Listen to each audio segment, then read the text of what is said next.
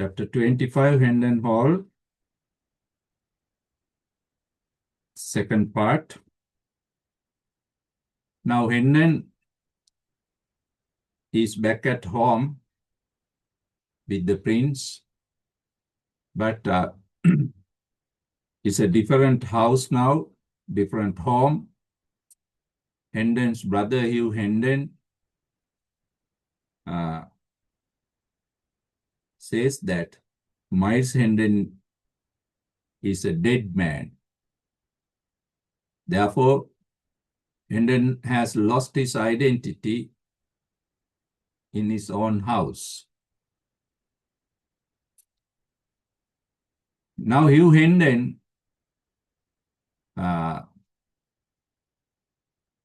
takes his brother to the window and checks him well. Right? Page 193. 193, second paragraph. Gone, brother, gone. Fear not. Don't be afraid. Fear not. Thou wilt find no limb, no feature. You will find no hand, no feet, no feature, no part of my body that cannot bide the test, that may not go against your test.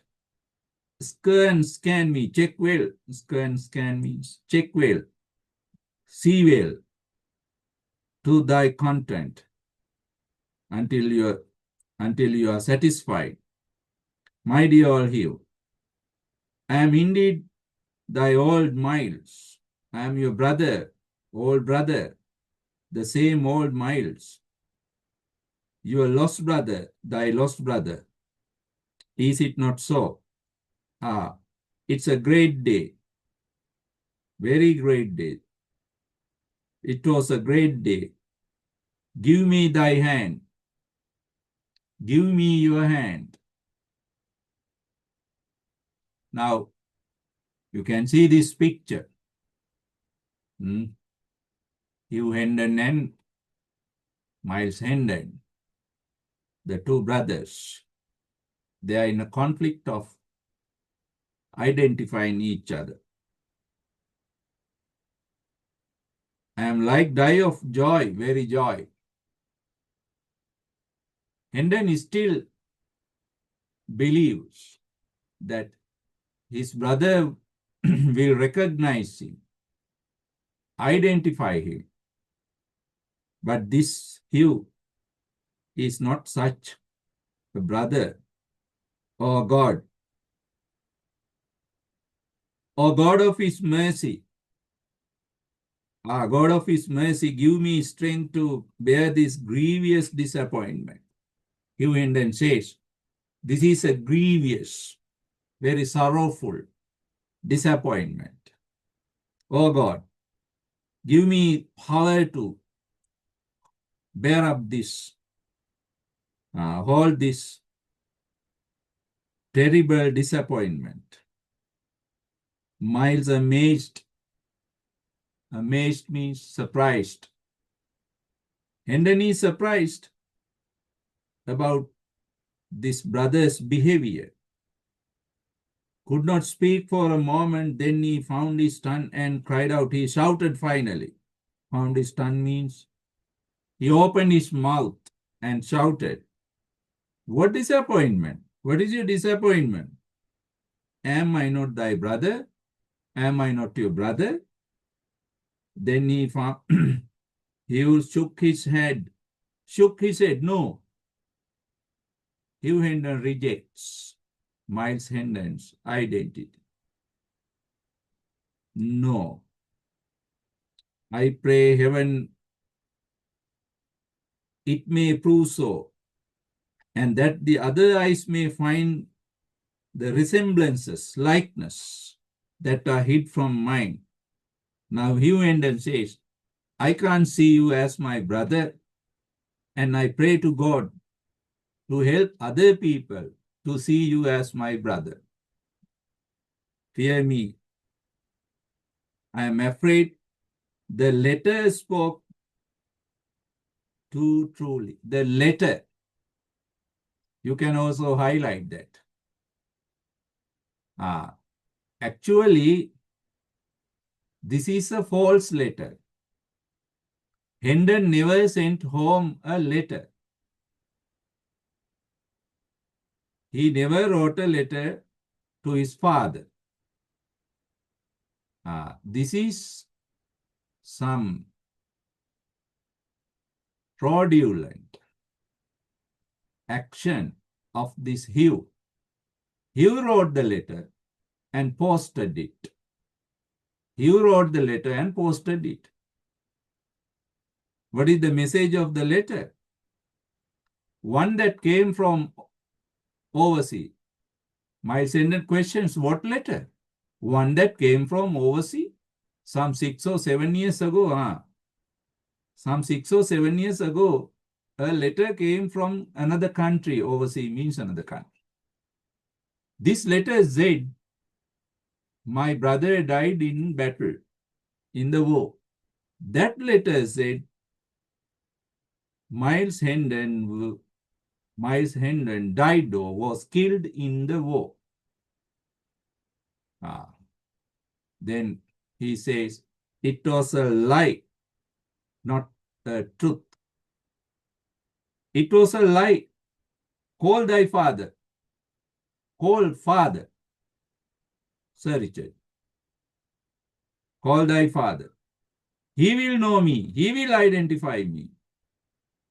Then Hugh Hendon says, in a relentless, cold way, merciless way, he says, what does he say? One that came from, one may not call the dead. One may not call the dead. No one can call the dead persons, dead people. What is the idea? Hendon's father, Sir Richard,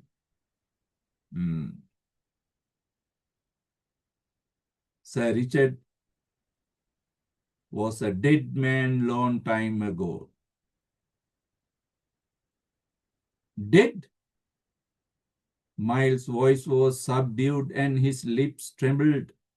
Subdued. Lowered. Went down. His lips trembled. His lips trembled means shook. My father dead?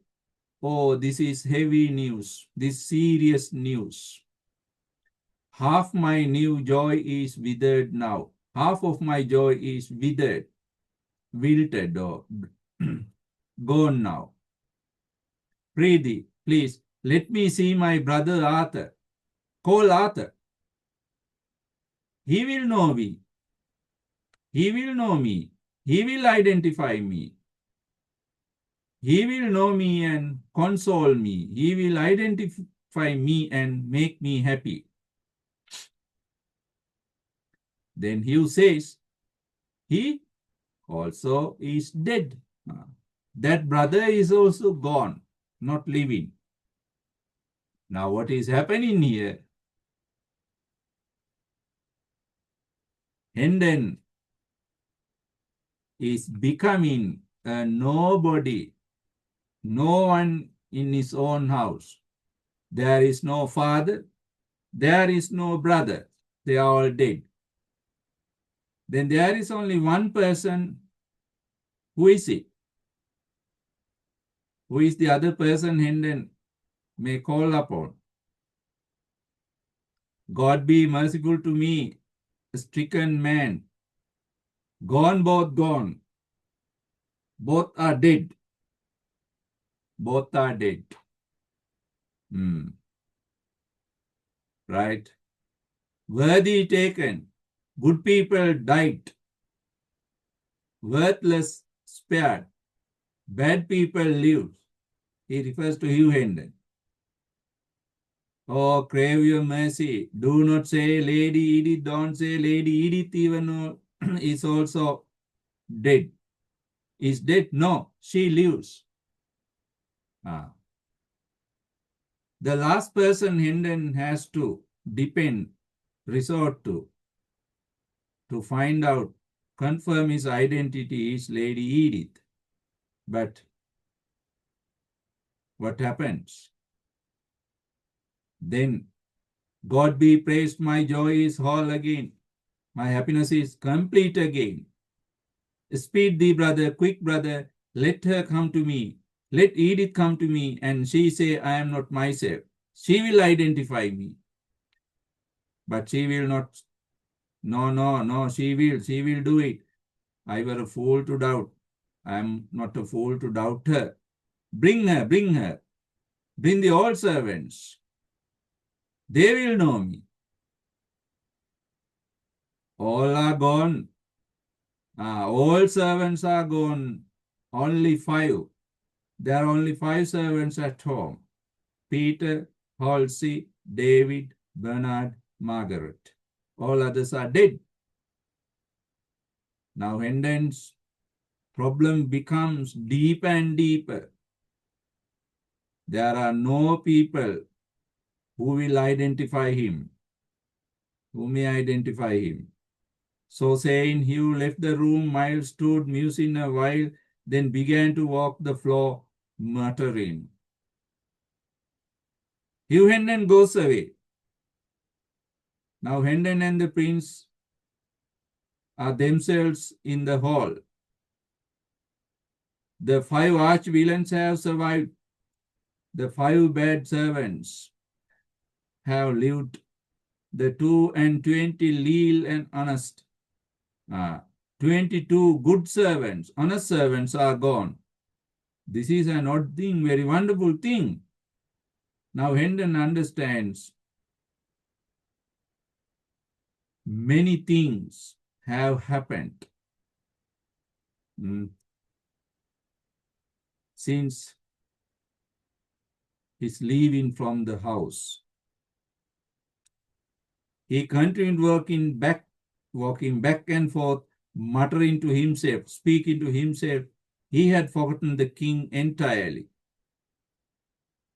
By and by, his majesty said gravely, with a touch of genuine compassion, though the words themselves were capable of being interpreted ironically. Then the prince comes forward to help Miles Hendon, because Hendon is a lost man, dead man.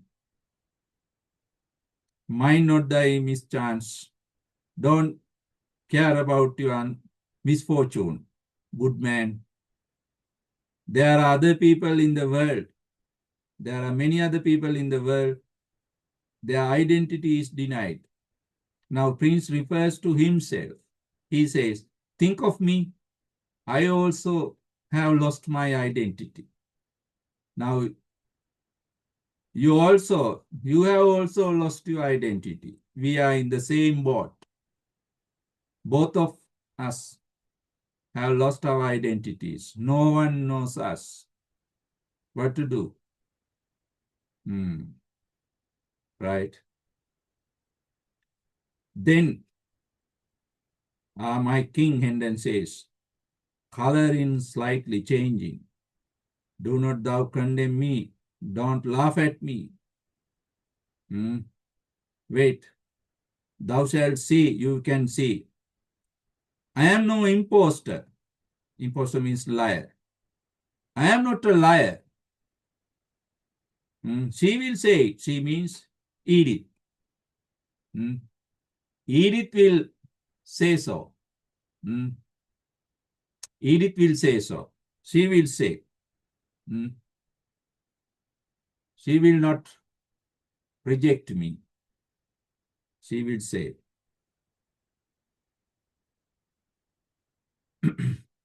You shall hear it from the sweetest lips in England.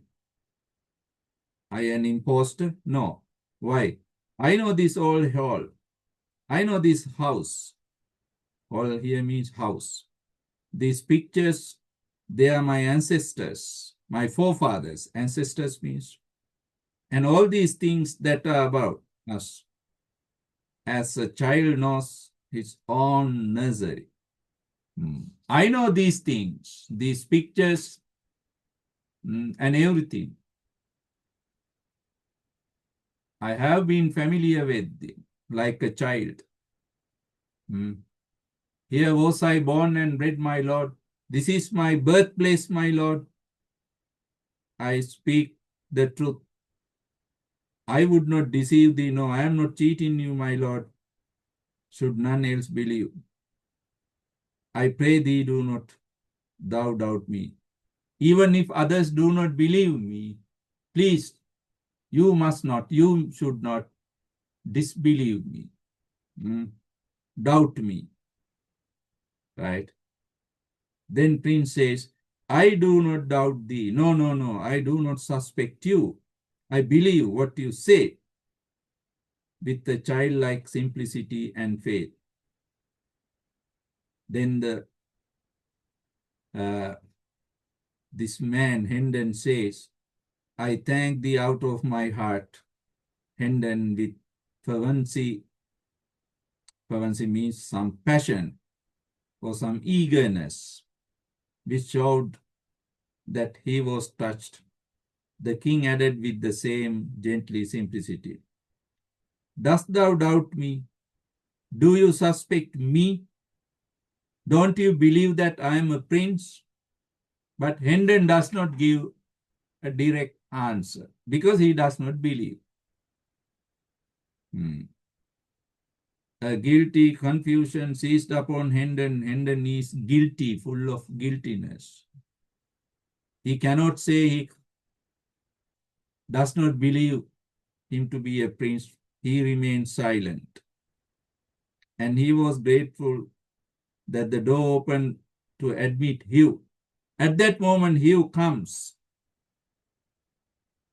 back again. A beautiful lady. Now, you can see Lady Edith. Lady Edith is taken by Hugh Hendon before Miles Hendon. What may happen now? Can you say?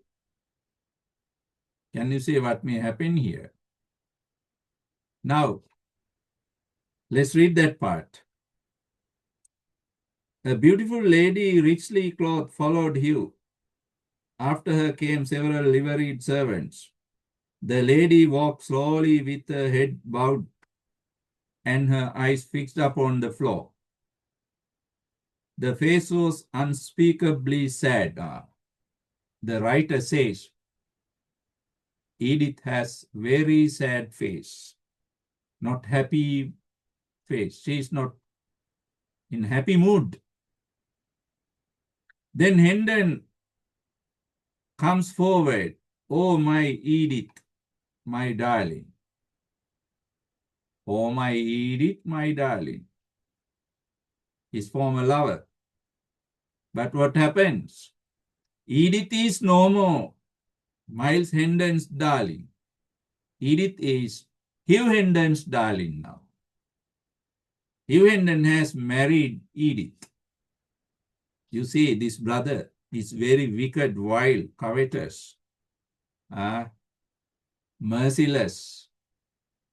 But Hugh waved him back, stopped him gravely, and said to the lady, now Hugh asks Edith, look upon him.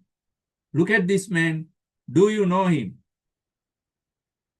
Right? Do you know this man? Then what is the lady's answer? At the sound of Miles' voice, the woman had started slightly, woman shocked somewhat. Her cheeks had flushed. Cheeks became pale. Had flushed means pale, whitish, of white. She was trembling now, shaking with fear. She stood still during an impressive pause of several moments, then slowly lifted up her head and looked into Hendon's eyes with a stony and frightened gaze. Now Lady Edith is frightened. She is shocked. She immediately identifies this man, her former lover. She knows that he is him. She knows that he is Miles Hendon. But What is her answer? She says, I know him not. I do not know him. She rejects. Now Hendon's last hope of his identity, confirming his identity, is gone. Even Edith rejects this man. Something terrible is happening. Hendon cannot understand. With a moan, with a weeping cry, stifled sob, controlled cry, and tottered out of the room.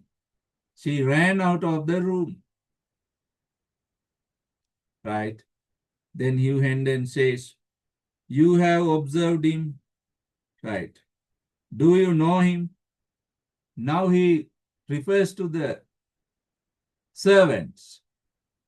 Even the servants say, they shook their heads. No, my lord, we do not know this man. Then Hugh Hendon says, the servants know you not, sir. Even the servants do not know you, sir. I fear there is some mistake. You have done some mistake. You are not our lost brother. Now Hendon's death, Hendon's mission is confirmed now. Everybody says, he is not Miles Hendon.